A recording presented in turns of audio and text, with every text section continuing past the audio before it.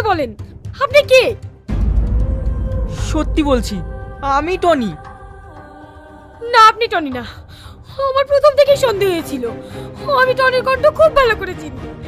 আমি আপনার কাছে হাত জোড় করছি, আপনি সত্যি করে বলুন না আপনি কে? তুমি যখন সব ধরেই ফেলেছো, আমি আর কোনো কথা গোপন করব না। আজ আমি তোমাকে সব সত্যি কথা বলবো। আমি টনি না, আমি টনির বন্ধু। কি? আপনি টনির বন্ধু? তাহলে আমার টনি কোথায়? কি হলো, চুপ করে আছেন কেন? বলেন আমার টনি কোথায়? টনি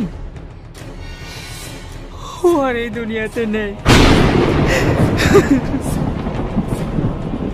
না, আপনি আবার আমাকে মিথ্যে কথা বলছেন। সত্যি করে বলেন না আমার টনি কোথায়?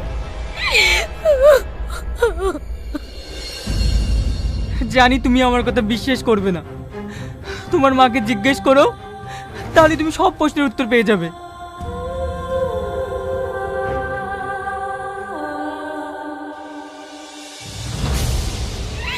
মা, তোমরা আমাকে কেন মিথ্যে কথা বলেছো? কেন বলনি টনি মারা গিয়েছে? কেন মা, কেন? সালমা, তুই একটু শান্ত হ মা। আমাকে তোমরা আমার গায়ে হাত দেবে না। তোমরা সবাই মিথ্যেবাদী।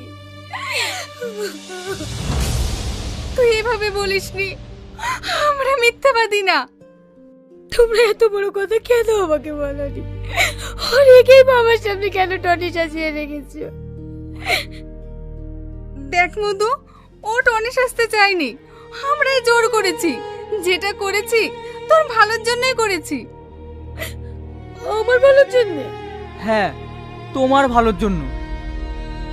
সেদিন টনি, ডাক্তারবাবু, ডাক্তারবাবু, এখানে সালমা নামে একটা পেশেন্ট আছে।